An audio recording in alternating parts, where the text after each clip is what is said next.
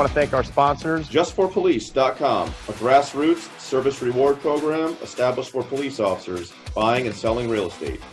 Jiu-jitsu50.com, a lifestyle brand training resource for law enforcement officers, providing technique videos, blog articles, promoted courses, and the latest in apparel and gear. Jiu-jitsu50.com. Storm Training and Consulting, offering courses in firearms, tactical emergency medicine, and the Tactical Rescue Challenge. Stormtraining.org.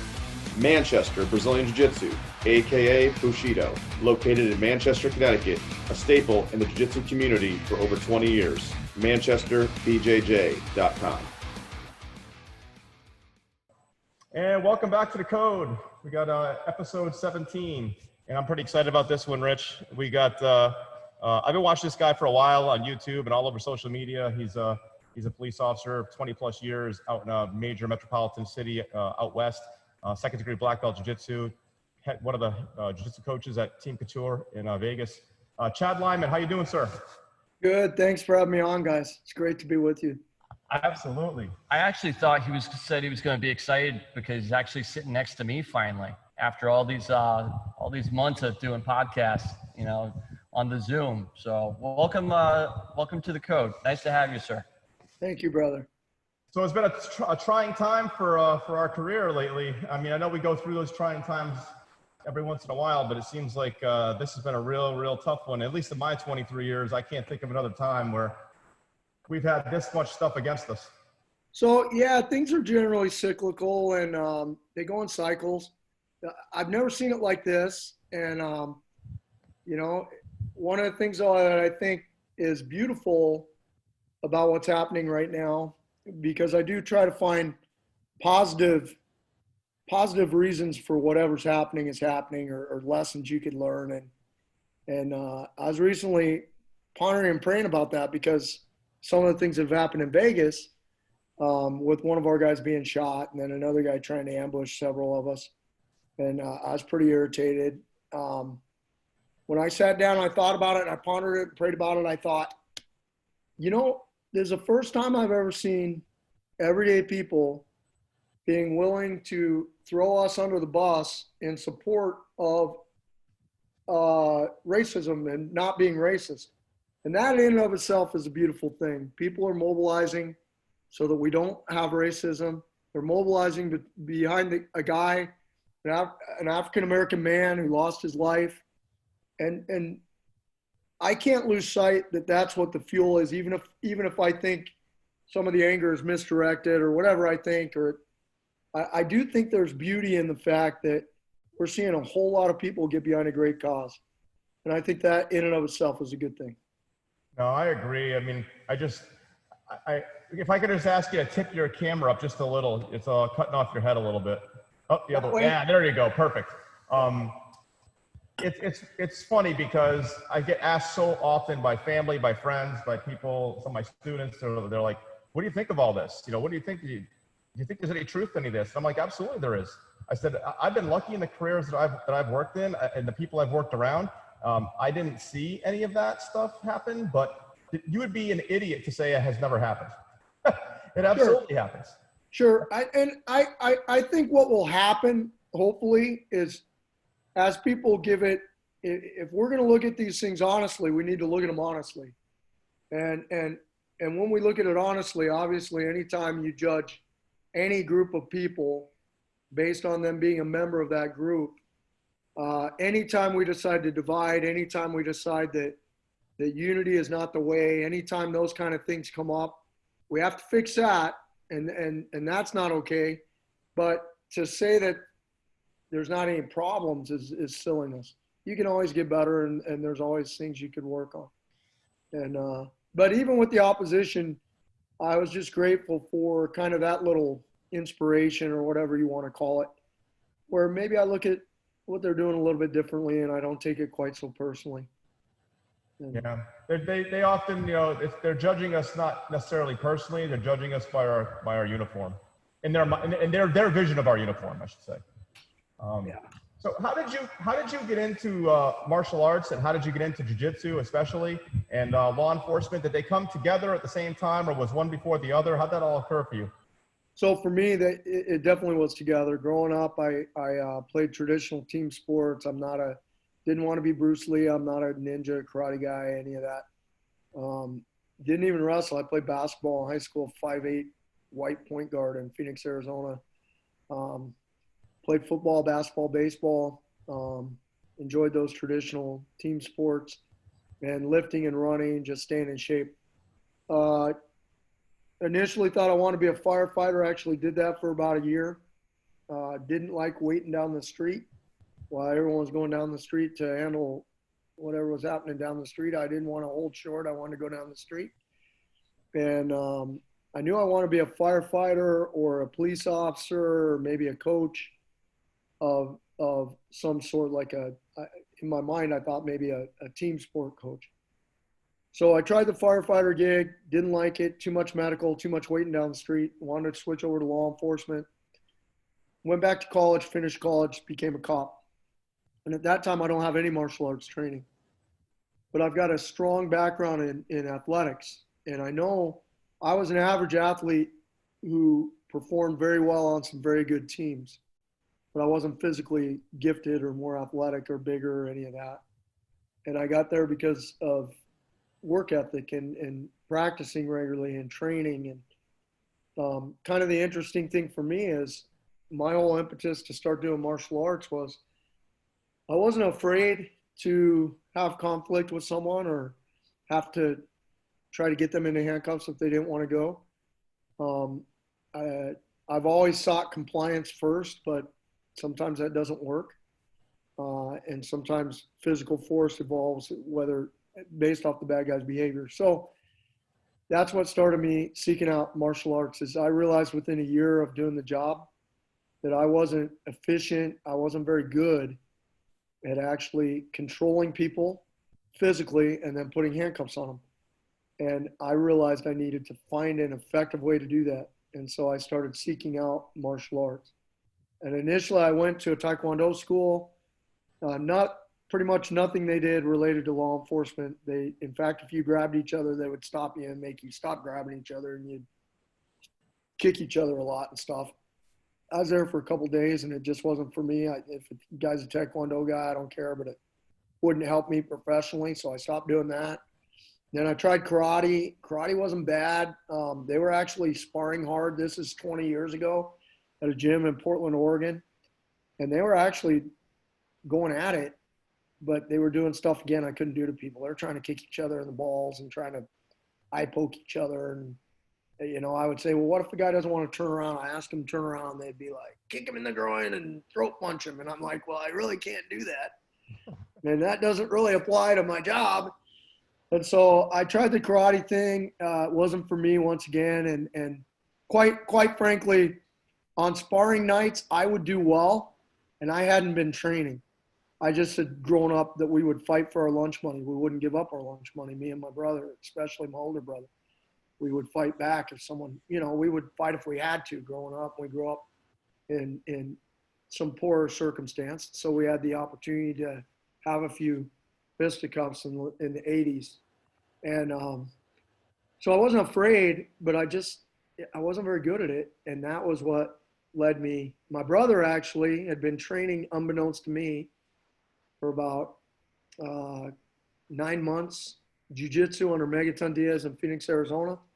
He came up to visit me on vacation. And whenever we would get together, we would box, even though we weren't great at boxing. We thought we were, but we really weren't that good now that I've trained a lot. We were just really willing. And he says, hey, try to beat me up with boxing gloves, and I'm not going to have any gloves on. I'm going to make you quit. And I'm like, what are you talking about? Put your gloves on. And he started smacking me, which got me going a little bit. And I started going after him, and he did like an outside trip takedown, mounted me, submitted me. We did it again. He submitted me. We did it again. I was like, holy crap, I don't know what he's doing to me.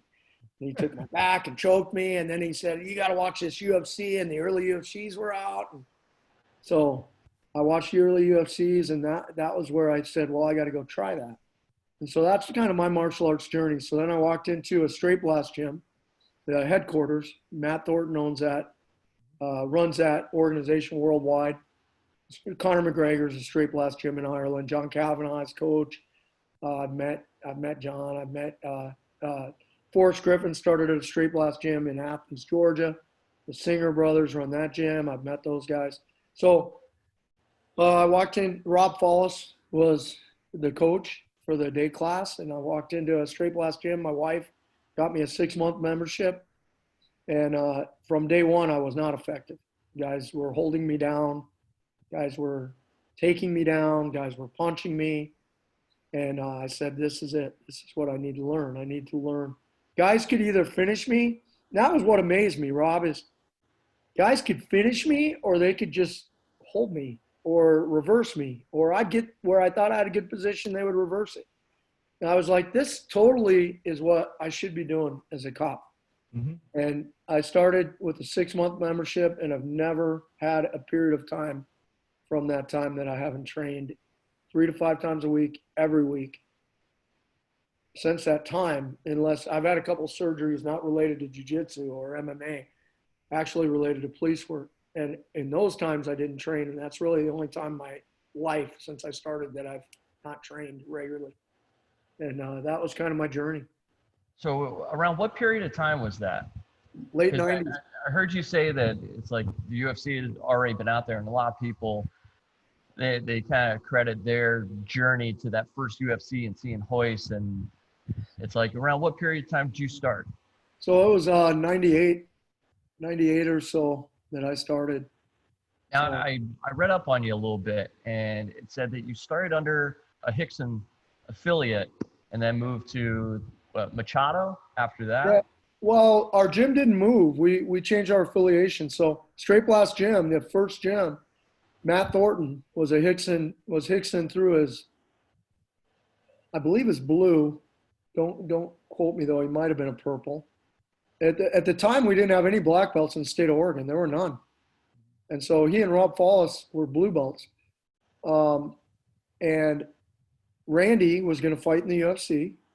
And Randy came to Straight Blast Gym in Portland, Oregon with Dan Henderson and Matt Lindland. And Randy was getting ready for the UFC. And it was Hickson's opinion. And I didn't have these conversations with Hickson, so they've been related to me. So I believe them to be accurate, but it's also 20 years ago. The way I remember it having gone, 20 plus years, the way I remember it having gone was Hickson said, you can't train him. He's going to fight Brazilians. And Matt said, well, we're absolutely going to train him. And then Randy was adding, I do know this for a fact, Randy added he added that wrestling skill set to our gym. The gym traditionally had been a JKD gym. Matt and Robert had moved away from the traditions of JKD with the trapping and all that stuff. And they were basically doing MMA in shorts and a rash guard. And then they started putting the gi on. So Hickson said, well, you can't train a guy who's going to fight Brazilians. And he's a wrestler. And Matt disagreed. And so Matt ended the affiliation with Hickson. But Keegan said, that's fine with me. And if you remember the Machados, the Dirty Dozen, a lot of those guys were Machado guys. Chris Howder, Bob Bass, a lot of your early American-born Brazilian Jiu-Jitsu black belts were Machado black belts. So then we came under Keegan, but Chris had a much bigger influence on the gym. Keegan did as well. It's certainly not a slight on him. But I don't know that Keegan enjoyed going to Portland. He certainly didn't do it very much. But Chris would come up a couple times a year. He would train with us. Guys would go down and train with him. So Chris Howder gave me my blue belt. Then Straight Blast split. Well, Rob split with Randy and Matt Lindland, those guys, and they opened Team Quest.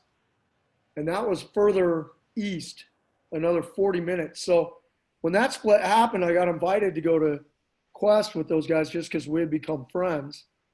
And it more was my friendship with Rob than Dan or Randy or Matt. Dan and Randy and Matt in those early days needed bodies, and it was almost embarrassing because you couldn't be relevant with them. But you were literally, it was the coolest thing in the world. It was like being a Bulls fan if you like basketball and the Bulls needed players, so you got to practice with them every day, you know. So we were practicing with these guys on a regular basis, and you know, it was embarrassing for me, and they were so good to me. They were so kind. They found out I was a police officer. They never hurt me. They would show me how to be more effective. Those were my early days, man. From day one, I'm training with that caliber of guy, and we had a lot of guys in the gym who were high D1 Olympic level wrestlers. Matt embraced a truly mixed martial arts vibe in the gym, where we were doing gi jiu-jitsu, we were doing MMA, we were wrestling. He had somewhat of a boxing background, and I felt like he did a good job leading the team. Then the team split, and I had actually moved to Beaverton, which is a suburb of Portland, and I was a cop in Portland. While I was going to college, I joined the Straight Blast, and it was right downtown near the college, and then I worked. That school was in the district that I worked with for the PD, so I would go to class there after work, before work, or on lunch. Whenever I could get in there, I'd go to a class, right? Well, once that split occurred and Robert left, Robert was kind of my main coach there, even though I've always loved Matt Thornton, learned a lot from him, learned how to teach from him and Rob and all those guys. There was a guy named Mike Chapman who was running what is now Impact Brazilian Jiu-Jitsu near my house. It's like 10 minutes from my house. And at the time the split happened with the two schools, and then there were quite a bit of, I wouldn't call it pressure, but encouragement to kind of pick, am I going to go to the guys over here, or am I going to go to the guys over here? Impact at that time was an SBG school as well. They were an affiliate. And so what I did is I just left the downtown location and went to Beaverton, closer to my house. They were doing a lot of jiu-jitsu, and the bug had bitten me, and I really wanted to strike about once a week, maybe twice, and I wanted to do jiu-jitsu for the majority. And that's kind of been my training background over the years. I strike once to twice a week, every week, but I do jiu-jitsu or wrestle or clinch work for the other times. And I might do jits with hits or jits. I might be knife jitsu where we're doing training knives, but I'm doing a lot of ground, and I think that's also been good. So that was kind of the background. And I ended up over at that Beaverton school and trained there until I moved to Vegas in 2004. Oh, that's great. Now, it's funny you should say that about the once a week, because my coach, Pedro Sauer, he's always told us, he's like, unless you're going to fight pro MMA, that'd be different. But just for your job, policing, whatever, self-defense in general, if you concentrate on jiu-jitsu, the self-defense aspects of jiu-jitsu, and he means like being struck at and stuff like that, and you do that, you add some strikes in once a week and know how to hit the mitts, that's going to be enough in most circumstances. I got to agree. I would agree. I'm able to fine tune even, my boxing's gotten better over the years, and I'm sparring, but controlled. I'm sparring at least once a week and sometimes twice. And so my session might have mitts involved. We might do some heavy bag work. We might do some situational work, and then we'll openly spar a few rounds. And I do that once or twice a week, and my boxing has stayed sharp for the level I'm at, right? And if I go with the guy who doesn't train striking, I'm head and shoulders better than that guy, And so, yeah, I would agree with Pedro, and he knows far more than me. I mean, that guy's amazing. Now, is it okay to mention where you work or just the area in general, like you're in Nevada? No, I think it's okay. So I'll bring that up. I work for the Las Vegas Metropolitan Police Department, but I'm not speaking for them in any capacity. And everything we're going to talk about is stuff that I think. So, but I work for Metro, and I'm pretty proud of that. I think I'm grateful for the place I work, for the people I work with, and the things we'll talk about on the podcast today are my thoughts and the things I do away from the job. Some of them will overlap, but yeah, I work for Metro.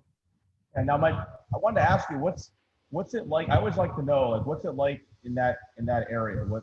I had a guy on that works Detroit not too long ago, Ben Sonstrom, and he kind of lets the public kind of know like what the vibe is there. And I always look at Vegas as a premier law enforcement agency for a big city.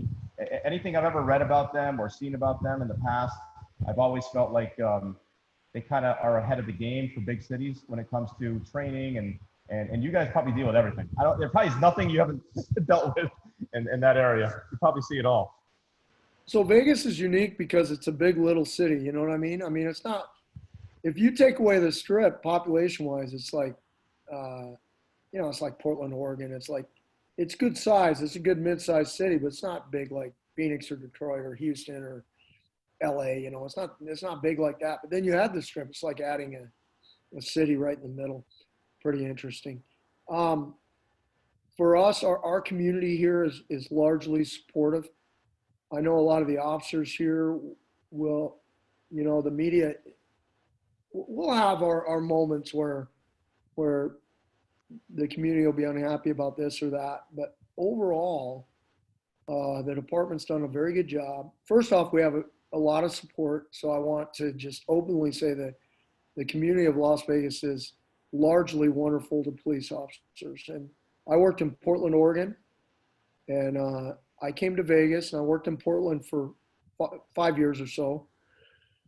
A little bit, 5 years or a little bit more. When I came to Vegas, it was like a dark cloud lifted that I didn't realize was over me. And in relation to how the community feels and supports a cop here versus a police officer up in the Portland area, and it was night and day. And so we get a lot of community support, for which I'm extremely grateful. Our department historically, I believe, recognizes that and has attempted to make strong connections to the community. I'm sure that there are aspects of the community that feel like we could do better, and I'm sure we probably could. But there's not a lack of connection, if that makes sense. We have, like at the end of every critical event, right? So even an in-custody death where the guy fights with us and then eventually passes away, or a shooting, something where we had to apply lethal force, whether the person dies or not, if we applied lethal force. We have a use of force board and a tactical review board. And we have a citizens panel that for the use of force board to ratify or approve your use of lethal force, there's 4 civilians that get to vote on that. They have a vote. They can vote no on your shooting or vote yes. And there's only 3 department members that get to vote. So in our community, the civilians actually outvote us. And our civilians are provided training. They're provided use of force training. They come out to our scenes. They get briefed on what happened. They get to look at all the evidence. They get to see all the video. It's actually presented at that board. That board will be anywhere from 2 to 4 hours. And a detective who's worked that case will actually present the board to the civilians and then to our department members who are voting members, who consist of our upper management and our upper chain, to include one of our lieutenants or a sergeant from training who's a tactical expert in the room, and then a chief, and then an assistant sheriff and a captain. Someone of those ranks will be in there, and that they will be amongst the 3 voting people, and they'll approve the shooting. They could approve it with tactics and decision making. In other words, they could say, hey, we're going to approve that at the time you had to shoot, you were okay to shoot because you had to. But if you would have used better tactics, maybe you wouldn't have had to, or they'll not approve it. And that's happened too. And so every one of ours goes to a review process like that. Once they justify or approve it with tactics, saying you should have used better tactics, or they don't approve it, then they go into the tactical review board. And in that board, they'll review everything from the way you drove on the way to go there, where you parked, your approach. Did you do any pre-planning? Were there team tactics deployed? Did you follow policy? Did you follow case law on use of force decision-making? Did you gather the resources you needed? All those things are reviewed in the tactical review session, and they will either say that you met standards or that you didn't. And then coming out of that, now that process is done with the department heads. The civilians can observe that, but because the civilians are not police officers, and the standard of Grand V Connor is a reasonable officer standard. The tactics that get us there, the civilians, there's just not enough time to train them. They'd have to be a cop to get that kind of training, right? Yep. So they don't actually vote on the tactics. That's done by our board members, but they're very critical. They're very, they will ding guys just for the way they drove to get there. They'll review body camera of guys who got assigned to the call, started to drive there, and then got cleared. They'll review those guys' body cam and see how they drove. Everything gets reviewed. At the end of that, the detective will say whether he thinks it met standards or not, and it's not his decision.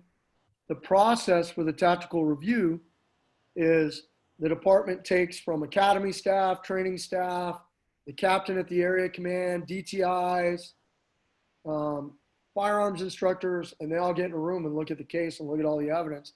Say, those are good tactics. That's a good tactic. They made a mistake here. Hey, we thought this was a good tactic. We trained them to do that. That's a crap tactic. That almost got them killed. We need to change that. And they'll literally come out of these and change policy.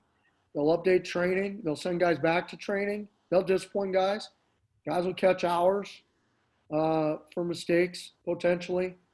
And so it's really an in-depth and an in-depth process that also the community's very involved with. Now, we still have community members here who say it's not enough and we're not partnering with the community. So there's always going to be those people, right, that just don't feel like you're doing it. But to your point on things you've heard about us doing, I would say we're pretty forward thinking, and it makes me proud. Even as I work for the PPA, for the union, when our members make a mistake, we'll say, hey, they made a mistake. This could be a contributing factor to that mistake, but they made a mistake. And our guys will get, occasionally guys will get termed out of that process. They'll get terminated. And that's happened on my agency. We had a guy recently in a case where, without naming names and going into the exact event, but it is adjudicated, it's done. He fled. His partner got involved in a shooting. He ran down the street and posted up behind a car down the street and didn't assist. And the department said that's negligence, and we agreed. And that guy ended up, he actually ended up resigning and doing a civilian job. But so that's kind of our process. It's very in-depth, and it's very, it's a lot of community involvement, Yeah. which I've grown to appreciate and like. We got good community members here. I have a two-part question for you. Okay. With the review board, with the civilians that go on that board, did they get appointed? Are they voted in? I think that's it. And also, is this a unique setting for just Las Vegas, or do you see this more outside? So there are other departments that are doing it. A lot of departments are resistant to it, and the officers are actually afraid. It's been my experience that this has been a wonderful experience. I feel like sometimes they're more realistic in their expectation than our own brass is. I feel like sometimes our assistant sheriff or our chief or our captain will want so badly for our guys to have that perfect call, you know, and it's not bad to chase perfection. I understand why they feel that way, and I understand how they want our guys to do better. But I don't always agree with the findings, and I don't always agree with our brass. What I found is the civilians agree with us sometimes and don't agree with the brass. We've had the civilians outvote our chief on what his opinion of an event was before and say, no, you're wrong. And we've had them outvote. Now, to go to your first part, how do they get, I don't know for sure. What I understand of it is they have to apply. There's a background check, and then there's some kind of process whereby they eventually get placed on it. I do know that the civilian panel is diverse in both gender, in ages, and in ethnicities. It's a diverse panel. Our current Citizens Review Board Committee chair is I believe he's Puerto Rican. He is outgoing, amazing guy, and I think he drives Uber or Lyft for a living. He's a retired guy. He did like some other job, and he's retired, drives Uber and Lyft when he wants, works on the Citizen Review Board, and he's amazing. He's full of life. He's full of energy. He's from the minority community, and he treats us with respect and kindness, and it's just been a great time. The board chair before him was a very business-like guy, a little bit more serious, but very together. The board members are not afraid to ask questions. They will ask very pointed questions of the officer use force. And so I don't know the exact process that they're picked, but it's working. It's a good process. And my interactions with them are overwhelmingly positive. Everyone has their own opinion, so there's never a point where I 100% agree with the civilians or 100% agree with the department or 100% agree with my officer. You know, every situation is different and unique, but to have a collection of people come together and go over these events together, I found it to be very refreshing. And it feels good to come on a show like this and just be open and say, hey, in my community, when we shoot somebody, we have civilian oversight, and they have more votes than we do. They literally could vote all of them bad if they wanted to, because they would win every vote. And so that's happening in our community. Now, to your other point, there are other cities with civilian review boards. I think there's some various ways it gets done, and I think there's different levels of success, right? But I hear overwhelmingly, I think civilian review is similar to cameras. I think initially, as officers, what you get worried of is that people are going to judge you for Minneapolis. That I'm watching a ton of civilians right now that we think Minneapolis, that affiliate us with Minneapolis, and all of us, meaning the law enforcement, whether you're training cops or whether you've been a cop or whether you currently are a cop or you're police friendly, it's challenging, because I feel like screaming like, no, I'm with you. Like, you can't do that. And that was criminal. And you know, and so there's a little bit of apprehension, right? But what I found is that when we actually get in rooms together and we talk to each other and we share stuff with each other, and I found the same stuff I know in my heart. There's not really a difference. I took the test and became a cop. They didn't. That's really the only difference. I have a job to do. I go out and I do that job to the best of my ability. They go out and do their job to the best of their ability. At the end of the day, they want the same things I want. There's a lot of unity that comes from working closely with them. And I'm appreciative of it and appreciative of the opportunity, even at the times I don't agree. I think it's good. And they make good faith efforts to really make the best decision they can and to be fair. And I've seen that overwhelmingly from our group. Now, there will be groups that even say of our group, there will be outsiders that point a finger and say, oh, it's not enough. Oh, it's rigged. Oh, it's this. But they're not in those rooms. None of the people in those rooms are saying that. And none of the people who sit on those boards are going back out and publicly going, yeah, it's broken. No, they're saying this is an amazing process. That's what they're saying. And we're saying it back. And it's wildly successful, in my opinion. It's funny because I retired from my initial career, did 20 years there, and I was a detective. And the last few years I worked internal affairs. And it was my experience, much like you're saying, that the administration was much harder on the officers involved in whatever incident it was than the review board. We had a review board as well, 7 people, 3 of them cops, and the other 4 civilians. And they were by and large much more understanding and much more realistic, and didn't, like you said, didn't hold the officers to the same extreme perfection that a lot of our upper administration would. And I think that's interesting, because I would see cops come up to IA and they would be like panic struck to be there. But the public thinks we're there, that they come in like laughing and talking with us like we're going to cover everything up for them. it's totally not the case. At least in my experience, it's not the case. I mean, we search for every potential, fact and circumstances to show the truth. Well, we want the truth. We don't want to sway it one way or the other. We want to show what happened. And there might be things that were positive. There might be things that were negative, but overall it's going to sway one way and more so than the other. And So- that's been my experience. So to piggyback on that, I don't think most people know that most complaints are internal. They're generated by the agency. Mm-hmm.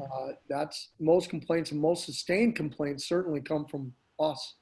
I could go on a call and the civilian could call and make a complaint, right? And body cams are awesome. I want body cam. I want to see what happened on that call if I'm going to rep a guy. Body cams are amazing. I love body cams. I do too. They help us wildly. They're effective. So body cam will show.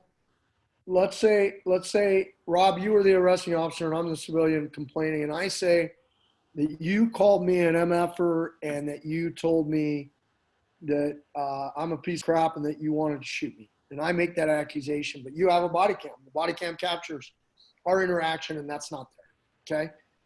But on body cam, IAB sees that you violated another policy that I don't even know about as a civilian who's trying to give you a hard time and calling and complaining about you and making up basically a bogus complaint. IAB will literally take the complaint and clear the nonsense that I said, and then they will adjudicate you and sustain you on the one they found on your body cam that I didn't even make the claim of. And people don't understand that. A lot of the sustained complaints, Some minor technicality that has really no relevance on anything. well, it's not a huge policy violation, but it's a violation. And it might even be, hey, you didn't call him that, but in fact, that's a lie. But we do feel like your interaction with him could have been more professional. And even though he literally made up that exchange, that never happened, we still feel like it could be more professional. We're going to sustain you based on the fact you were short with him here and here. And you didn't give him a blue card for follow-up. And so you're going to get sustained for courtesy, even though what he said you didn't do. And then we're going to also ding you because you didn't give him information to follow up on his case. Something like that, right? Oh, so yeah. now maybe you get a letter in your file off stuff that got generated by the agency. It didn't get generated by the guy. People have no idea that that's how that really happens. Yeah, like I don't know the specifics in the Minneapolis officer's case and how many he had. People saying he had 15, 16, 17 different complaints over his career. And they're like, how can somebody have that many complaints and still be a cop? I'm like, listen, I don't think I know too many cops that haven't had several over there, especially in a busy area, because like you said, a majority of those come from within the agency and are nonsensical at best. And then later it looks terrible when something does happen. And then they say, oh, you've got 15 different cases where you were exonerated, but were you really? And that causes big problems. So that's the truth right there. You could have one and it could be very concerning to me. Yep, absolutely. Your one could be a character issue. I tell guys all the time, in our line of work, the lie that I knew from Hollywood was that stuff's going to get covered up and we're going to cover for each other. It's going to get swept under the rug. I didn't expect that or want that. As a new cop, you don't have any intention. You don't join going, hey, I'm going to go do stuff and then we're going to all cover it up and we're going to go have a – you join with good intention in your heart, right? I'll never forget my second FTO in Portland, Oregon. He was a guy that was loud and got into IAB a bit. And he says, hey, I'm going to tell you something right now. And he goes, you ever hear of the thin blue line? And I go, yeah. And he goes, what do you think that means? I go, well, I think it means like you guys stand up for each other. And, I don't really know. I think we just kind of always stand up for each other. And he goes, well, what do you think that means? And I go, well, I guess we just back each other no matter what. And he said, no, that's not what that means. He goes, I'm going to explain thin blue line to you in a minute, but you have no concept. He said, where'd you get that? From movies? And I go, well, I don't have another reference point. Like, yeah. And he goes, that's not what it means at all. He goes, you're going to see me do stuff. And if you ever see me do stuff that we get questioned about later by our sergeant, by IB, especially IB, he says, especially sergeant or IB, ask you a question about something I did, you better tell them what I did. And you better tell them the truth about what I did. Because when they ask me, I'm going to tell the truth. And they won't fire me for what I do, or they might. If they do, they do. That's on me. I did it. If they don't fire me, they don't fire me. If they discipline me, they discipline me. I'm not saying I'm going to go out and violate policy. I don't want to violate policy. But if I ever do, and you see it, you better tell the truth, because I'm not lying. And I will probably get dinged for whatever I did. Maybe I'm rude to somebody, and they call and complain about me. I'm going to go in and say, yeah, I was rude. I called that person a dumb MFer because they were being a dumb MFer. They're going to punish me, and they're going to make me go to class, and I'm going to have to get a hold of myself, and I shouldn't be that way. And I'm going to try to work on me, but I'll still have a job. You're going to go in and say I didn't do it, and they're going to fire you because you're a liar, because I'm going to admit it. And he says, if you ever get asked a question about me, you better tell the truth, period. Because I'm telling the truth. I'm not lying when we go in that room. So that was told to me on my second FTO. I've never had another version told to me. I've never had another version that was like, okay, we know what you learned in the academy. We know what it used to be. This is a new version. Now, have there been guys who have made some kind of pact and they stole from people and they violated people's rights and they did things they shouldn't have done? For sure. For sure, that happens. Very, very, very small percentage. And guess who arrests those same guys? Other cops. Yeah. Guess how guys get sent to prison who are bad cops? Cops send them to prison. They make the case. And here's what's funny too. My agency, the two agencies I belong to, both I feel like have good integrity. Both places we've had cops arrested. What's funny is then they'll say, look at these dirty cops, they're getting arrested. But you can't have both narratives. Either I cover up for cops and I brush stuff under the table, or we arrest our own when we need to arrest them. You can't complain about both actions. The agencies I've worked for, there's probably, off the top of my head, I've probably seen 7 or 8 guys arrested over the years I've been a cop who have worn my uniform between the two agencies. And, we're going to arrest our own. We set our own guys up. We had a guy that was telling females to show them their privates to get out a traffic ticket. That was the allegation. He gets called into IAB. They can't prove it. They're concerned he might be doing it. They can't show it. He gets another complaint. They can't show it. They had a young female officer that he didn't know drive around and violate traffic laws in front of him. He pulled her over. He started making the same things to her. We did a sting on our own guy and then arrested him and charged him. Everyone said, look at these dirty cops. No, we're not dirty cops. We don't accept it. We don't allow it, and we root it out. And that happened on the agency I currently work for. A variation of that. I'm not in IAB, and I wasn't involved in that case. But from what I understand, it was something along those lines. We ended up proving that's what he was doing. And we did it through an operation. We ran an op on that guy based on civilian complaints that got exonerated, but it just didn't feel right. The detective was like, and you've been there, Rob, the detective was like, man, something's wrong. And, do that to you all the time, don't I? Set the dude up. But body cam and IAB are both good things. There's nothing wrong with them. To your point, multiple complaints could mean anything. Now 18 is a lot, right? Even in a busy area, 18 is a lot, but that could also be on how they consider a complaint. In my agency, they cannot ignore a complaint. You could call, we have some people who call every week to IAB, and they're crazy, and they say complaints. Luckily, they don't know an officer's name, but you could be completely crazy on the other end of the phone, and I mean mentally ill. I'm not trying to speak ill, but it's obvious, they're talking about a conspiracy and a bomb, and this cop's going to bomb their house, right? We investigate every complaint. Now, sometimes that means the investigation is done without calling the officer in. They review, did the officer ever go there? Has he even gone there in CAD? Have they ever interacted with each other? You know what I mean? Oh, yeah. Did he go there? Do we have body cam? 3 cops went there. They reviewed the body cam of all 3 cops. They actually helped the guy and took him to the hospital because he's mentally ill. They didn't threaten him or try to kill him. So they could close that complaint out, but they don't make it go away. That shows up. So I could have 4 complaints from that guy that are made up Disneyland complaints, whatever.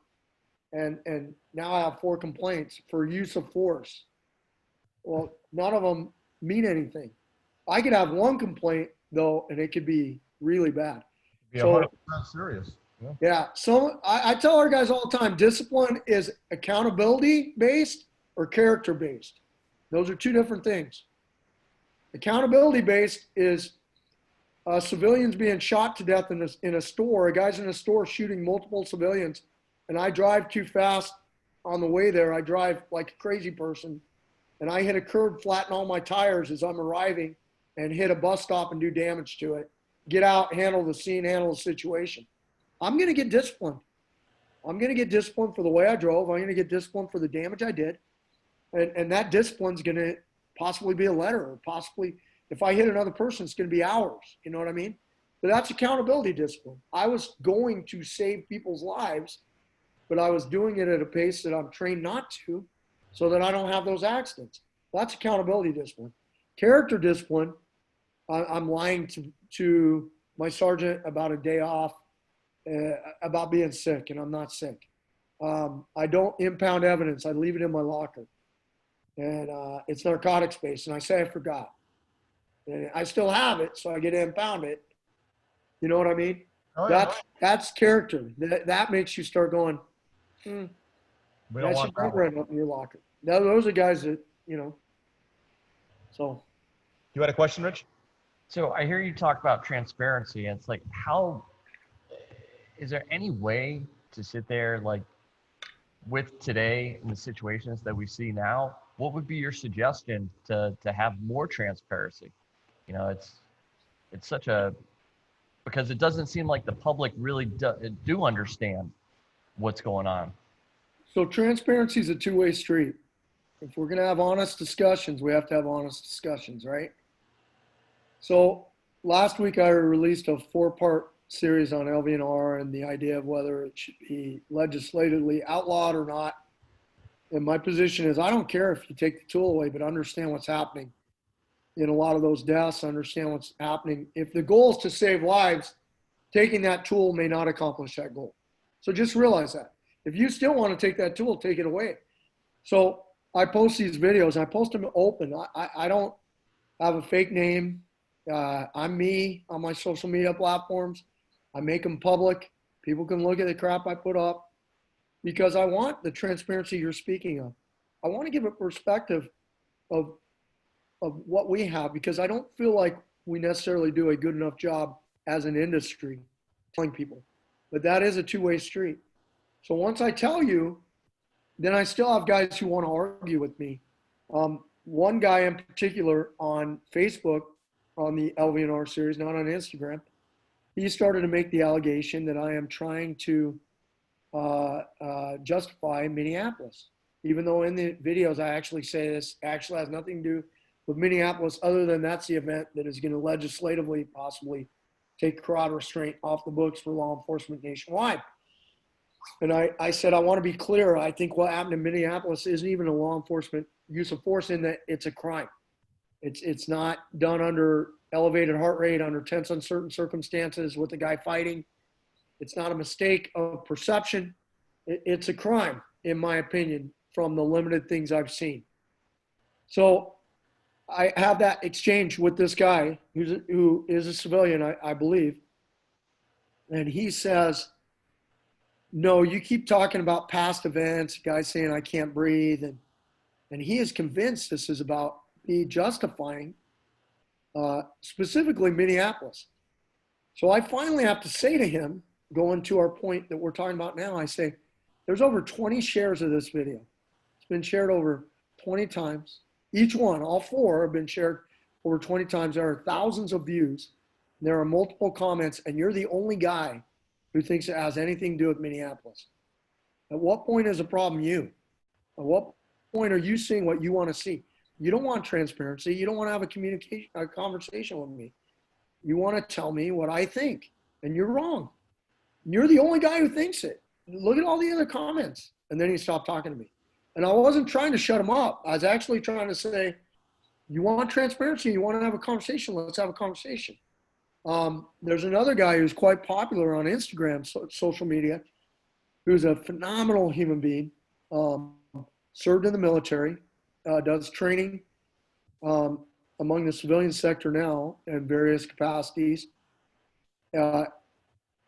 African American, very, very, very disturbed, and very disturbed about Minneapolis, which I completely understand why someone would be disturbed by that video and by that event.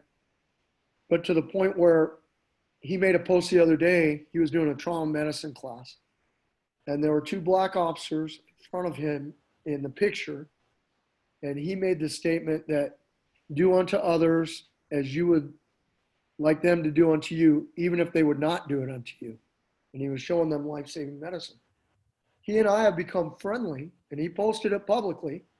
So I put a comment on there, and I said, very interesting that you think they would not do it for you. Why do you feel that way? He says back, well, because I'm large, I'm an African-American man, I'm physically fit. They would probably think, based upon history, and he's being very respectful of me. We're not fighting, and I'm still not fighting with this guy, to be clear. He says, I think they would see me as a threat. And based on the history of law enforcement interaction with people of color, I think they either wouldn't care or wouldn't want to help me.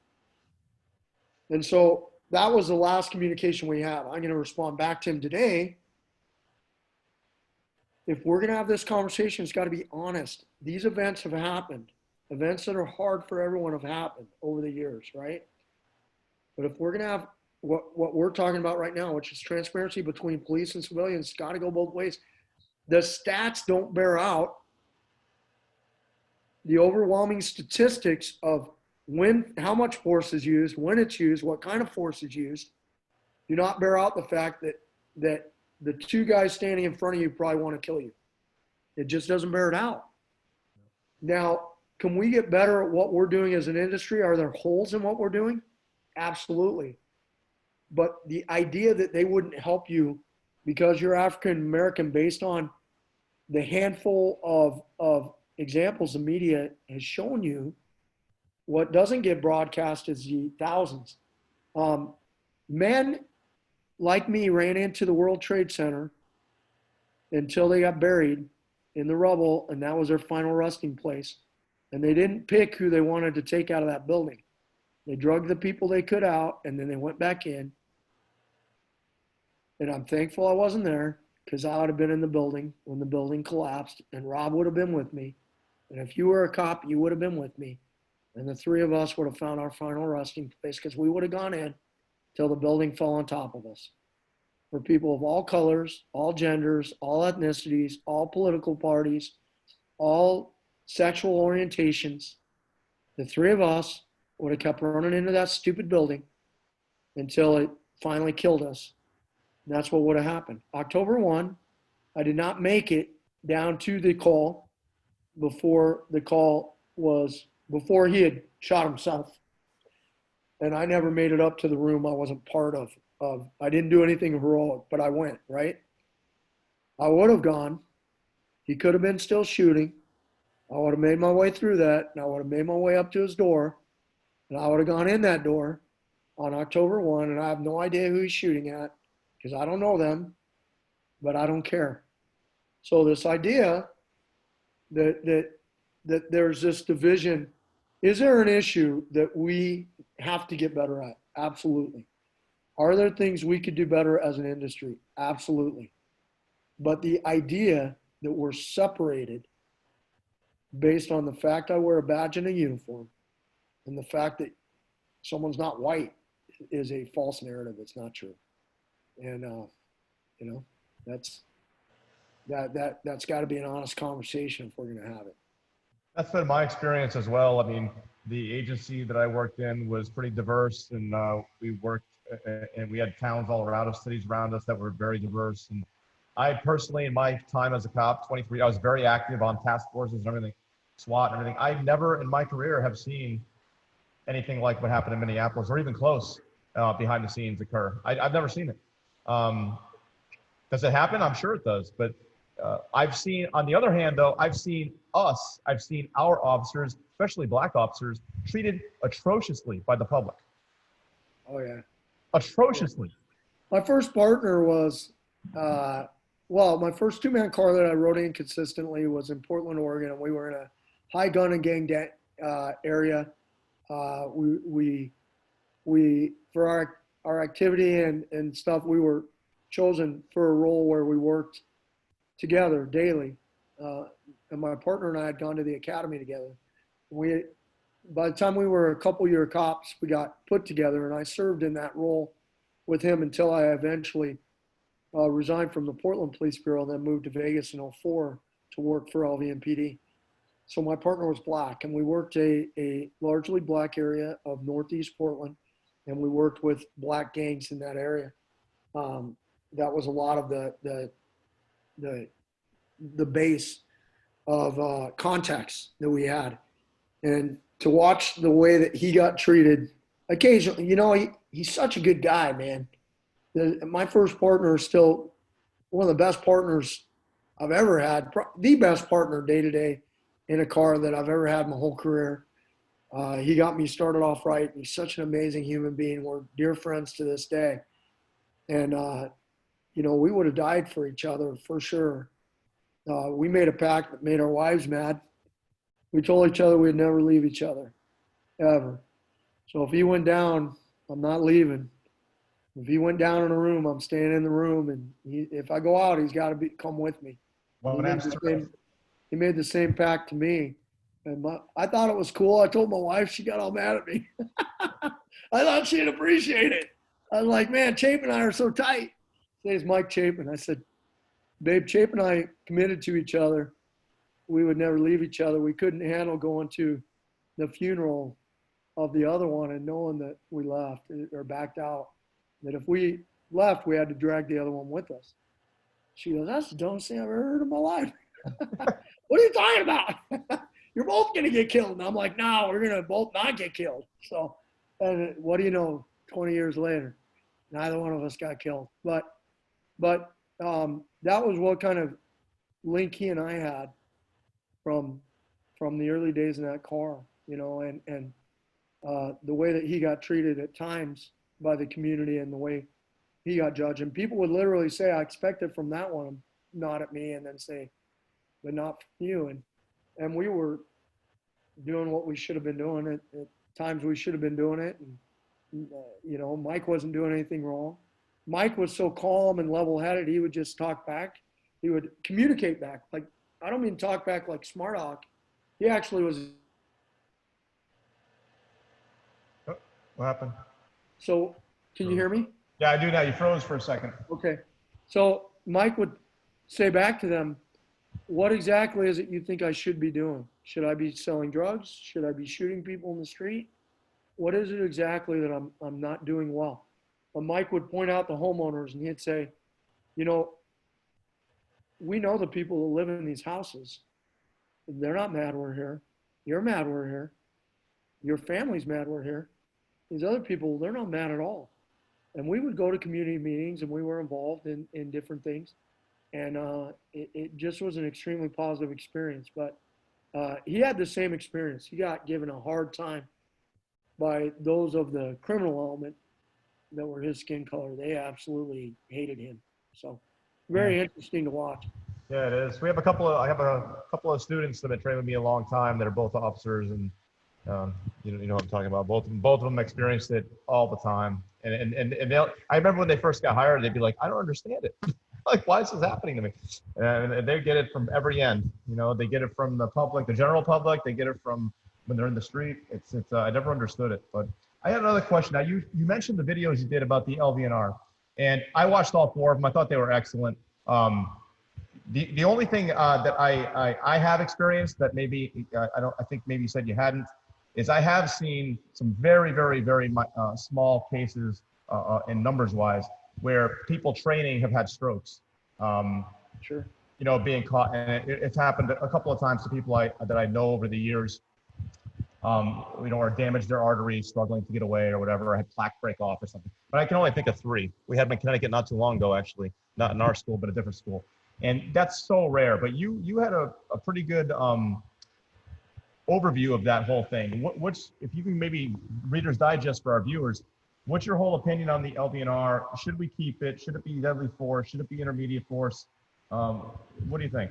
So understand first, like when we talk about deadly force or intermediate force from a law enforcement perspective, for those who may listen to this that are not police officers, are that force level, force option choice for me as a police officer will be based on the behavior of my suspect. And so if my suspect is exhibiting aggressive, assaultive, active, whatever language of the department uses to define a suspect's resistance, could be active, aggressive, assaultive, or in other words, actions that are likely to cause injury but not substantial injury or death, then I'm going to choose an intermediate force option to deal with that. Traditional intermediate options are strikes, baton, taser, or OC, or intermediate force carotid restraint if allowed by an agency.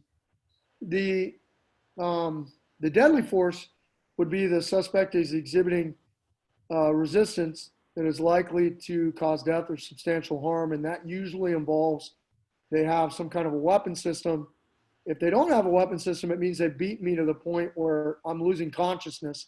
So it probably would be hard to get a carotid restraint effectively anyway, because I'm pretty much about to go to sleep, and that's the only reason an empty-hand encounter might turn into a lethal encounter, or they're trying to disarm me, and they're aggressively trying to disarm me, and then I've got to focus on retaining that tool and winning that fight. I can't just go to carotid restraint and then he gets my gun out and shoots me while I'm trying to secure a carotid restraint. So when we make carotid restraint a deadly force option, you almost take it off the table, because I'm going to have to get so close to a guy with a weapon to try to do a carotid restraint, which actually won't be lethal if it works. He'll go to sleep, we'll handcuff him, he'll wake up, probably. Then it doesn't make any sense. I'm not going to apply it unless I absolutely get stuck there. Somehow the guy got on top of me and he's stabbing me and I managed to get to his back and all I can do is choke him. My gun fell out and it's off on the side, whatever. Maybe there's a scenario, but it'd be so rare it wouldn't be a chosen tactic. In intermediate force, where the guy is not a lethal threat, but he's still resisting with violence and with intent to do harm, that carotid restraint gives me a 3 to 8 second window, if it works, where I can immobilize him and actually work him into handcuffs and him take no substantial damage. And so when people start talking about, hey, we got to ban chokeholds, it's okay if the legislature decides that, I'll obey it. There was a time we didn't Mirandize people. Then they came up with Miranda. Well, now I Mirandize all my guys. I'll live according to whatever statutory requirement you put on me, including use force options. But if you take away carotid restraint, there's a vacuum in that event where I still have to use force. So if you say I can't use carotid restraint, now I'm going to strike them, or I'm going to pepper spray them, or I'm going to hit them with a baton, or I'm going to tase them. Even if I tase them, which does lock them up for 5 seconds with the law enforcement taser, it takes my guys at least a couple seconds to realize the tasing worked and that it's effective, and then they move into cuff. They're not going to complete cuffing within 5 seconds. As soon as the taser wears off, it's over. The guy goes right back to fighting. Maybe I have to hit him again with additional applications of the taser. And eventually we get him in handcuffs. But anything other than a carotid restraint that you require me to do battle, for lack of a better word, with the guy to get him into handcuffs, it's going to take more than 3 to 8 seconds. So we're looking at a half minute to 2 minutes, 2.5 minutes. Well, imagine now somebody has an enlarged heart. They don't even know it. They're high on meth. They got high blood pressure. And now they exert all out for 1.5 minutes till we can eventually handcuff them. Their ability to recover from that use of force, I don't believe will be any better than if I did a 3-second application with no blunt force trauma, with a rapid application of cuffs, and then got them help. And they had exertion for after I got the carotid, another 3 seconds. That's not counting the exertion that it will take me to overcome from the beginning of the fight, or the foot pursuit that occurs first. So it's a numbers game for a guy like me. while there are rare instances where people have had what you're talking about, where plaque will break free and go, that could also happen in a workout. That could also happen in running. That could also happen whatever they're doing. But how many basketball players have dropped on the court? It's happened, right? Yeah. So, and it's about the same amount, truthfully, as those who died from crowd restraint in that manner. It's probably close to the same amount of guys, right? So, what you're doing, if you legislate this, if the goal of the legislation is health and safety and a lack of death for our bad guys, I don't believe that'll change at all. And it's very important to watch what the ME says at the end of a death. If the ME says enlarged heart disease, high blood pressure, methamphetamine, and a contributing factor police restraint procedures, meaning a carotid restraint, and then they may define it as a carotid restraint. All people will do is point at the carotid restraint and go, okay, he got killed by the carotid restraint. No, the ME is saying he died from all this stuff, and he happened to be in a struggle with the police where they applied this technique at the time of death. That does not mean it's causal. Now, conversely, if the ME says crushed windpipe, petechia in the eyes, severe damaging to the larynx, that is a causal factor, not a contributing factor. And that's much different. Well, now the ME could point. A different application of force, because now they're going to say a carotid restraint is lethal force. If a guy pulls a knife on me and closes distance and I have to engage him with a gun, and I shoot him, the ME is going to say cause of death is gunfire under police procedures. And that could still be, and there's the other thing people don't understand. It's a homicide, but it's justifiable. People hear homicide and they go, oh my goodness. They automatically think homicide and murder are the same thing. They don't realize. Homicide just means it happened during a struggle with another human. Self-defense is a homicide. Correct. Justified shootings and self-defense are homicides as well. So homicide doesn't mean anything other than it happened while struggling with another person. So in the case of me shooting someone, the ME will say that is causal to death, right? That then caused a loss of blood or whatever. People are getting very, very confused when they hear contributing factor police restraint procedures to include carotid restraint. And they say, oh, well, that's what killed him. No, it's not. So now, if you take that tool away, you still have the vacuum. It's still going to say enlarged heart disease, methamphetamine on board, and police restraint procedures strikes. And so now they'll say, I beat him to death. Or they'll say taser. Oh, well, now you tased him to death. Or they'll say pepper spray. Well, now you pepper sprayed him to death. I don't believe there will be a life-saving effect from outlawing carotid restraint. I believe the opposite may happen. Yeah, there'll be more. Same people may die, and then I've got guys struggling for longer. At the end of the day, if you want to change it, change it. And I won't do it anymore. And I have no problem with that. The other side of that, though, Rob, is as a trainer, I'm not confident. This goes back to our earlier talk about transparency and that being a two-way street. I don't believe that people are capable of, they hear carotid restraint and they go, oh, he choked him to death. And that's it. They make up their mind. Oh, he choked him to death. That's what happened. He choked him to death.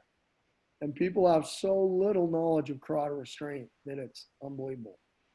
No, you're right. I mean, and you made another good point in your video where you talked about how just because you've got your hands around somebody or in a position near their head, the general public assumes that you're choking them, you know, and when they hear the person say they can't breathe, they're assuming they're being choked. And as we all know, doing jiu-jitsu, you get a tight carotid restraint on me, there's no way I can speak. There's no way I can speak. And you make the very clear statement that I agree with 100%. A big sign of any kind of a heart attack is difficulty breathing. How many times you've been in a medical and thought, I can't breathe. And there's nobody even near them, but they're getting ready to have a heart attack. And by the way, for the guy experiencing that, I've got a lot of compassion for, because I can only imagine what's going on with him. He doesn't know why he can't breathe. So he's telling the cops, I can't breathe. He's asking for help, and I believe we should help him. I believe that should be a huge red flag, right? And all of us agree with that, right? And that as cops, our outrage in Minneapolis is watching a human being have no compassion and care for another human being. I don't give a crap what that guy did. He's begging you. And you don't reassure him. You don't help him. You don't change his position. You don't change your force application. Length of time, Chad, the length of time that he holds him there is unbelievable. Just unbelievable. It's a humanity issue with that event for me. It's a humanity issue. It's a huge problem. But let's go back to this idea of I can't breathe. I can only imagine if the guy doesn't realize he has heart issues, because maybe he has an enlarged heart and he's got high blood pressure. He's just had a struggle with the police. I would ask people listening to us, if you don't train regularly MMA or jiu-jitsu, what's it like if you wrestle somebody hard for 2 minutes? You're gassed. You feel like you can't breathe. I think it's a normal response, right? So as cops, we should realize that's probably very, very true. And secondly, we should start becoming very concerned that maybe it's triggering a cardiac event. And for the person it's happening to, it's got to be frightening because they don't even know what's happening, I believe, especially if they're high. So now I'm high. I'm having this cardiac event. No one is choking me, but I can't breathe. I think they're literally crying out to the police officers for help. They're not saying you're choking me, I can't breathe.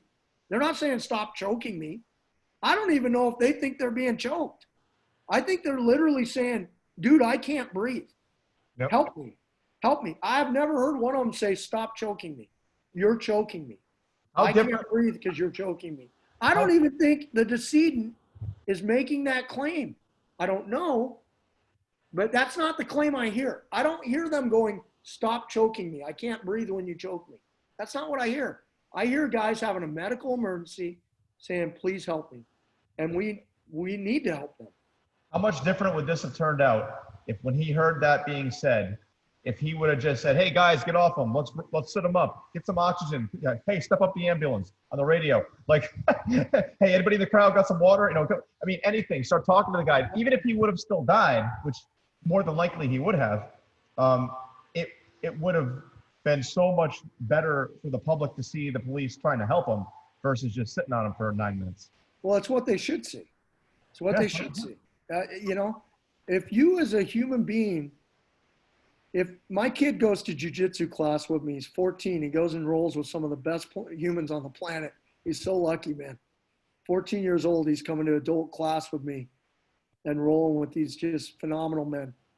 If a guy kneeled on my kid's neck and my kid starts saying, tap, ow, that hurts, and a dude stayed there, I wouldn't have to correct it. That dude would get swarmed by other dudes in the room immediately. They would be like, what are you doing? Like, you better get off. They would be like, hey, coach, can I go with this guy? And, guys would greenlight that guy. You know what I mean? And that guy would have a rough day. I don't believe my son would die, per se, from that. But I believe that would get dealt with immediately. There wouldn't be a 40-second knee ride on his neck. But I've had dudes knee ride my head when we're having hard goes and we're in competition class and we're going to go to Pan Ams and compete. I've had dudes knee ride me in my upper back. I've had dudes knee ride me everywhere. I don't do that to people in the street. And I don't do that outside of a competition class, quite frankly. If I got a guy getting ready for the UFC, I'll knee ride his face if I get him in a bad spot. Because guess what? He's going to get knee rode in the UFC if the guy gets him there. And hammer fisted, right? You better be able to move. So I think you're just so spot on, and I wish it were different. Yeah. I wish George, since we brought it up, and I'll address it immediately, just directly for a second. George Floyd, if he would have passed or gone unconscious, he should have gone unconscious with guys saying, hey, buddy, what's wrong with you? Why can't you breathe? What's going on? Are you okay? Do you have heart issues? Hey, we're stepping up the ambulance. The ambulance is coming. Stick with us. I've seen that on shootings. I've seen our guys get in a shooting with a dude who tried to kill them and then go over to that guy and tourniquet him and put bandages in that guy's wounds who just tried to kill them. I've seen that repeatedly on our agency, over and over. People of color. shooting at our officers shoot them back and then move in and offer medical care. I've seen that again and again and again. That doesn't get publicized. It doesn't make the news. Dudes who are trying to kill them. Our duty is to preserve life, all lives, whatever, no matter what. And you made another good point a minute ago. I'm not sure if that's what you meant, but this is what I think you meant. You were talking about your son being potentially knee-ried and people realizing that and stepping in. And I think that comes from the fact that they're all well-trained. They all experience it. They all understand it. They all know it. They know what it feels like. They know when it's right, when it's wrong. And I think that's a big missing factor in law enforcement, is that so many of these cops that I've seen over the years, they don't have that same background to understand when it's, how do I correct something when I don't even know it's wrong? So this point cannot be overstated in today's times, and this is so relevant. I'm so glad you're bringing it up. For years, I've given departments a pass on time in training. And I just tell guys, there's no department, unless you get on SWAT, unless you get in a unit that does a lot of stuff, then K9, you're going to get to train every week. If you're a patrol guy, it's just not realistic. You got to train on your own, spend your own time and money. I still believe in that aspect. You are responsible for you. However, I'm no longer going to give departments or politicians or anybody else a pass on this, or us as police. I think the calls for reform, we want to look at what we could do better. We want to look at where we could improve. We need to stop with this idea that we don't have time to train. That needs to be over. I'm going to be advocating regularly on shows like this, 2 to 4 hours of training every single week for every single guy in the department or gal. If you don't want to do it, then go get another job. Your job is to put your hands and use force on other humans, and part of that has to be with compassion. You cannot lose compassion because your job requires courage and commitment to do what you need to do at the time you need to do it. You still need to have compassion. Even as you consider whether you're going to do this or not, you need compassion. After it's done, you need compassion. Compassion must be part of the equation, and it must be the driving part of the equation. The only way to generate compassion for other human beings, for what something feels like, is if I do it on a regular basis. I have a special place in my heart for men like the two of you, who for years have gone on those mats and put yourself on the line and put your body on the line. And then you go and you freely give to other people. It's not because you're going to get rich. It's not because you're going to get famous. It's not because your ears are going to get good looking.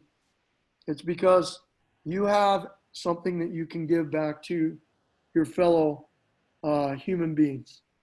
And that is that you have learned how to do the hardest part of what someone could do and still have care and compassion for another human being, and that's violence. When you guys do something, it's because you have to. It's not because you're emotionally out of control, you're overly scared. I shouldn't use force or violence on another person unless I have a reasonable fear, but that reasonable fear should be the fear of the consequences of my inaction. It shouldn't be the fear, an irrational fear that they're going to punch me and I'm going to die. So when I'm using fear to respond to a threat, that fear should be based on knowledge that if I don't respond to the threat, some damage that I could articulate is going to occur, whether that be with a gun, a knife, fist, a takedown, a choke, whatever it is, right? Well, the only reason for me to not have that fear emotion-based, but rather knowledge-based, is if I've trained and put knowledge in there. Otherwise, there's no way that fear doesn't just become fear.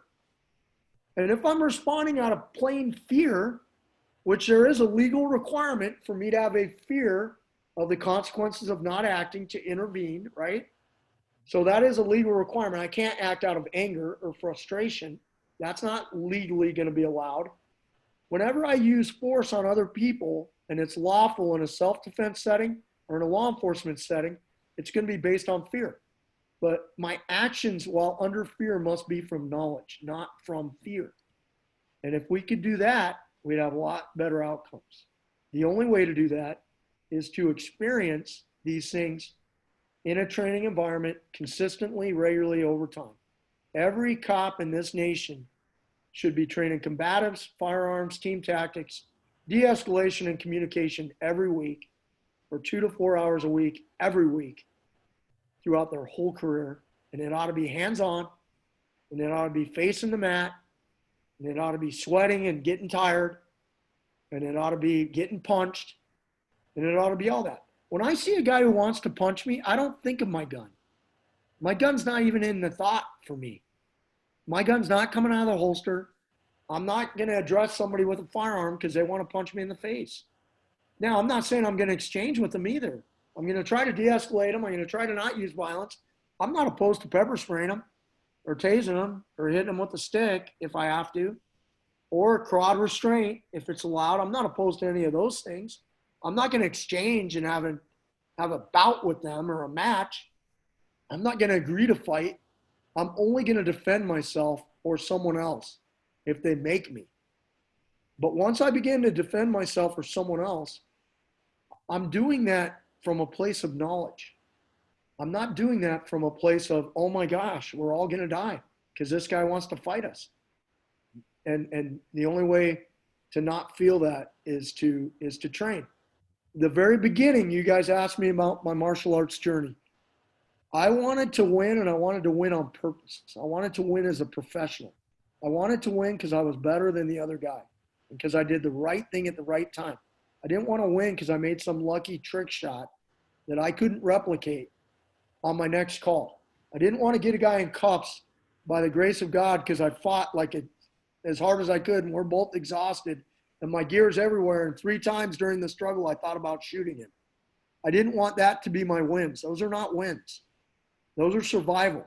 I wanted to win by being able to do trained, planned things under pressure and stress. And I knew the only way to do that was to train on a regular basis from my success in other athletic endeavors. And so I just approached it like I've approached everything that I ever wanted to do. I wanted to be good at it. I used to dream of being a professional athlete. I'm just not good enough. I'm a professional coach now. I'm good enough at that. Our mentality in law enforcement, we should be training like we are a professional athlete. Without a doubt. You know what I mean? And unfortunately, it's been my experience. I've gotten in trouble saying this a few times, among other cops, but I believe it. There's an awful lot of, sheep out there dressed in sheepdog's clothing. You know what I mean? Like, there's an awful lot of people in this job that have what I call the Superman complex. They get up every day, dress in a phone booth, put on their gear and equipment, and I say, take all that shit off and fucking stand there in your boxer shorts. Are you still a warrior? And unfortunately, they're not. So can I give an analogy that I use with my sons, and then I've used it with sports teams. I use it with my athletes. I use it with cops. Sure. The zoo lion. And I actually got this from another guy who used tigers, but I don't like tigers. I like lions. So think of an African lion, right? And he's in the zoo. And then think of an African lion in the wild. In the zoo, how do the lions eat in the zoo? Well, the zookeeper feeds them. What if they get sick? They take care of them. What if there's a hard storm? They put them undercover. What if I have 6 zoo lions and one lion starts attacking the others? They'll isolate the bad lion, right? And they'll make the others safe. Think of my lion now in the wild. But this lion in the zoo is a lion. He's got claws, teeth. He has lion instincts. He's probably healthier and bigger and more well-fed than my wild lion. So now I've got my wild lion over in the wild. How does he eat? He eats if he kills food or he takes it from somebody else. What if someone picks on him? He can fight. He can run. He's got to defend himself in some way, remove himself from the situation. No one's going to save him, right? How does he, what if he gets injured? He's got to work through that and eventually get better. And then I ask people, what would happen if I took my zoo lion, a 4-year-old zoo lion born and raised in the zoo, and I put him in the wild? And people always say, and it's a discussion normally, but I won't take up all you guys' time with it. They say, oh, well, he would die. And I say, how soon? And they say, well, as long as it took him to die. Like, he's not going to survive. And I say, what if I put my wild lion in the zoo? Could he live? And they would say, yeah, he could live, but he's probably not going to be happy. But yeah, he could live. So what's the difference in my 2 lions? What is a determining factor that makes a zoo lion unable to survive in the wild? What do you guys think? I will ask that question. Because they're because others are taking care of them. They're not having to be dependent upon themselves. They're not having to go out and learn for themselves and find the tactics and strategies that they need to survive in their environment. They're given it. So how did the learning occur for the lion that learned? How did his learning, through what process? Trial and error and pain and suffering. Struggle. Struggle. So struggle is good. Struggle creates wild lions. I told my sons and my daughters, your mom and I don't have any zoo lions. Your teacher's mean to you, you're going to work through it. Now, I'll go talk to him if you really need me to. I had a son who got totally blackballed by a coach. He was a sixth man on his basketball team. His junior year, his senior year, he comes out, new coach. By mid-season, he's getting no time. He's playing a minute and a half a game. I started going to practice to watch him. And in practice, he's competing. He's just not this coach's guy. I don't know what the problem was. But this coach started to bench him. He came to me and he said, and his younger brother was a freshman at this time. He was a senior. His younger brother had played varsity football as a freshman. So his younger brother is a little stud on campus right now. The older brother had been a stud on campus. Now all of a sudden he's not playing in basketball, not football. And he said to me one night, he said, Dad, why do you come to my games? I don't want you to come anymore. I didn't get emotional for a minute. And I said, son, I know what's happening to you is not fair. And I said, do you wonder why I haven't talked to your coach? And he said, yeah, a little bit. And I said, buddy, I'll go talk to your coach if you want, but I don't think it'll change your situation. I don't think I can bully him into who he plays. And you remember when we talked about zoo lions? And he said, yeah. And I said, I don't know why this is happening to you, but you learning from this experience is more important than basketball. It's more important than playing time. I said, I come to practice and I watch you compete every day, and you're competing hard in practice. I watch you in the games. You're into the game. You don't sulk. I watch other guys on the bench, they sulk. When the coach calls a team over, you're the first guy off the bench. You lead them into the locker room. You lead them out. You're a senior. You're still leading. Guys still look to you, and you're not playing. I said, I've never seen a guy have a better season than you're having. You don't complain. You've not said one time to him, it's not fair. I would rather you finish like that. I'll go talk to him if you want me to. But this is part of being a wild lion. You're not a zoo lion. So he can bench you, but he can't take it away. I said, how many guys are in the team in the whole school? You got 13 guys on the team or whatever, 14. I said, every practice is a game. Just play your game every practice. I'll come to every practice I can. So I went to a bunch of practices this senior year and watched practice. And I watched him play. And that was how we watched him play. I went to his game still. But he's a wild lion. He's overcome a lot of things. And those are lessons you learn. Circle back to cops. There's a lot of zoo lions, man. They put on a badge and they put on a uniform, but they're a zoo lion. And they're scared to death when punches start. You need to be a lion when those punches start, and you need to understand what's happening and that's part of the job, you know? And my training doesn't produce zoo lions. It produces wild lions. So. Yeah. Hey, we don't hire lifeguards that can't swim. I always joke about that. That's a great analogy. A lifeguard stand and saying, hey, there's somebody drowning. And the dude looking at you like, I don't know how to swim. That is hilarious. All right, I'm stealing forever. Stuff like that people can quickly understand is gold. Yeah, it's true though, right? I love it.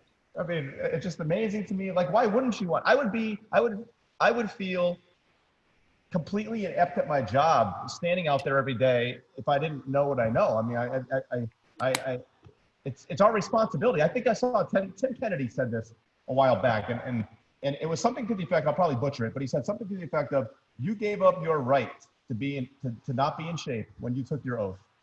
Yeah. To not know how to fight, to not know how to take care of yourself. You gave it up when you raised your hand. And by the way, like you, I mean, my whole motivation to be a martial artist when it started was the job. Now I love MMA. I love Brazilian Jiu-jitsu and MMA. I don't really care for traditional arts or whatever. I love Brazilian Jiu-jitsu and MMA. I'm going to do it the rest of my life. I'm 52. I train all the time. I'm going to train the rest of my life. But another thing both Tim and I say is ineffective force gives the appearance of excessive force. Mm-hmm. And so when the public sees you screaming, losing your composure, tools going everywhere, hitting a guy 23 times, and that guy's not hurt, there's something wrong with the way you punch people. You shouldn't be able to punch people 23 times and have no effect. You're not good at you're not good at your chosen profession that you signed up for. I don't believe that you have a right, and I've been a little bit in the past, I've kind of encouraged guys, but we want to talk about reform. We want to talk about improving as an industry. If you're a cop, you have to train every week. And I'm not talking about weightlifting and running. I'm talking about physical combatives with other human beings that are not consensual. You've got to train every week. And I'm not talking about training like you're in a UFC fight where you're broken all the time. I've never been hurt other than things like broken fingers, broken toes, things that I can nurse back to health. I've had varying dings and bruises over the years, but I've never needed surgery from jiu-jitsu or MMA. All my surgeries were American football or training on the police department, not led by me, that ended up hurting me. Training that I've led has only prepared me for what's going to happen in the street. And when I've had people videotape me, and then we get done, we cuff the guy. It's totally effective what me and my partner do because we both train. We get him in cuffs. There's not much of a fight. And I saw people pull the phones out and they were videoing. I've literally gone to guys and gone, hey, post that on YouTube. Post Vegas cop does takedown on YouTube because I want it. And they're like, oh, it's boring. That guy's a B. You know, he didn't even fight back. And delete. And I'm like, don't delete it. Post it because it's boring. They don't even want to post it. I'm not yelling. I'm not losing my temper. I have been videoed multiple times where they never posted a thing because it's boring. But it's beautiful. The simplicity, the functionality. I want to show people that. But that doesn't get posted ever. Well, that happens again and again on calls with guys who train. And it happens all over the world. Those videos never make the news, ever. Look at this really good takedown to handcuffing with no injury to the suspect. Said no news story ever. That's a great point. And so I begged guys to post stuff. I've asked them, would you put it to my phone? They think I'm a weirdo. They're like, get away from me. I'm going to call IAB. You're trying to stalk me for my phone. I'm like, no, I just want the footage. I want to post it. Real quick before we go, you have Code 4 Tactics, I believe, correct? Code 4 Concepts. Progressive Force Concepts is our overall company, www.pfctraining.com. And Code 4 Concepts is our combative wing for that company. What's a typical course like? How many days, how many hours a day? What do you cover? So it's very, very flexible. We train military, police, and increasingly civilians. We're based out of Vegas, but we're completely mobile. And we can give a custom course up to, I've given courses that are a couple weeks to a couple days. And so it really depends on what the consumer or the customer wants. I've had departments say, hey, we really want you to just focus on takedowns, takedown defense, and ground stuff, team stuff. I've had departments say we want an instructor certification. A minimum for an instructor certification or instructor development course is going to be 4 days. They can go longer, but minimum on instructor level is going to be at least 4 days. So it really depends on where we're going and what the client wants. We've contracted directly with departments so that we literally just come out and train their people for a set price. We've been hosted. The hosting only works so if we sell seats. And that's the only way we'll travel on that. People can come to Vegas. So we offer everything from team tactic courses, which can be a couple days, to ground courses. Ground courses are typically 2 to 3 days, to instructor, which will be 4 or more. Edge weapon defense, which is generally a day. So really anything anybody needs. That's good. Yeah, it's funny. I did instructor courses for years, and I kind of stopped doing it a few years ago. I may go back to it at some point, but I got kind of deterred with it because I don't know. I can't seem to bring myself anymore. I get guys in that never trained before, and then in 5 days, I'm giving them a certificate to go back, and then if they don't maintain training and it's a perishable skill, I go back and forth on it. So here's what we do. Here's what we do. We just say you either attended the course or you completed it. And then we tell guys all the time, it's your agency that certifies you with or without me. No, I'm not certifying you for anything. You're certainly not certified to teach for me after 5 days. You have to have a relationship with me, and we have to know it's a good fit for everybody, and you've got to have a skill set similar to yours. We don't have any instructors that work for us that don't have our similar backgrounds. Jay Wadsworth, Travis Snyder, the guys who teach for us are BJJ Blackbelts with 20 years of cop stuff. Most of them have SWAT experience. That's what it takes to be like, hey, I'll pass you off. You're an instructor. If we do one of those instructor courses, it's more instructor development. And I'm saying you completed what was required in 4 or 5 days, and it's up to you if you're going to grow from that spot or not. And so we do certificates of completion or certificates of attendance. You can fail ours. We will say you didn't even complete it. You're so rudimentary that you didn't make it. I give them a certificate that says they were here, but that's it. Yeah. And so that's the way we handle that very problem. I'm not vouching for you. I don't know what you're going to do next week, or unless you have extensive background in combatives and law enforcement, there's very little chance that we would say from a C4C, PFC perspective, yeah, you're an instructor at a PFC standard, progressive force concept standard, you are an instructor. That would take, you got to be, 20 years in. It's like here, even in our academy, we get people, we've had over the years, people move here from other places that are already like purple belts, brown belts, even black belts, and they moved here from somewhere else. And I don't care how good they are on the mat, until I know them as a person, until I know what kind of, they have to be obviously good. They have to be very good at jiu-jitsu. But I also want to know them as a person for a while. I want to see what kind of character they have and why they're here and, all those things like you mentioned. And I think it's equally as important, if not more, when you're teaching law enforcement. Yeah, law enforcement, military, civilians. So that's how we look at the instructor thing. We will applaud anyone who will go to an instructor course and work hard. So no matter where you're at, but our courses are not to certify you in C4C as much to certify you and you took that course, if that makes sense. That makes sense. And that allows the operator, the individual coach or instructor to be where they're at, and they can build from there. The stuff we give them will help them teach. It will help them grow as a practitioner. It will help them lead training. Our instructor courses are wildly successful, but they're successful because we don't say there's something they're not. You know what I mean? Mm-hmm. We don't say, hey, you're like the instructor of the year now. You might be, but you might have a lot of places you could improve as well, which I do. I've seen a lot of your some of your stuff, the weapon retention stuff I've seen you do. I like a lot. Jay Wadsworth fine-tuned that. That comes from Jay. Good dude. Yeah, that comes from Jay. He's phenomenal. He's amazing. Well, I hate to have taken up so much of your time, but I don't at the same time because I know you're a busy guy, but you probably want to get back to your family. But thank you so much for talking with us. And if we ever get this COVID thing finally out of the way, I'm going to do some traveling, and I want to come out and on the way through, I definitely want to stop and see you because I'd love to train with you. So if you guys come to Vegas, please just reach out. Let me know. Extreme Couture MMA, we'd be honored to have you come and just kind of make it your home while you're in town. If you want to train a couple times, we'll cover you. You would be our guest. We would love to have you in the gym. Also, Las Vegas Krav Maga and MMA. I also see the BJJ program there. Also a very welcoming environment. We would love you to visit. The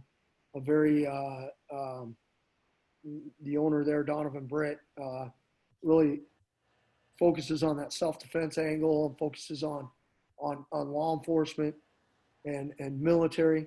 Donovan is a member of the African-American community here in Vegas. He's a member of the Citizen Review Board on our use of force with the PD, donates time over there. He's also pretty outspoken and kind of I don't always agree with his posts. We sometimes get in some spirited debates, but a very good guy and a guy that would welcome you guys as well to come in and see what we're doing there. And yeah, we would love to have you. And when I come to Connecticut or back east, I've got to come by and see you guys as well. Yeah. Do you ever come out this way? Have you ever been out this way?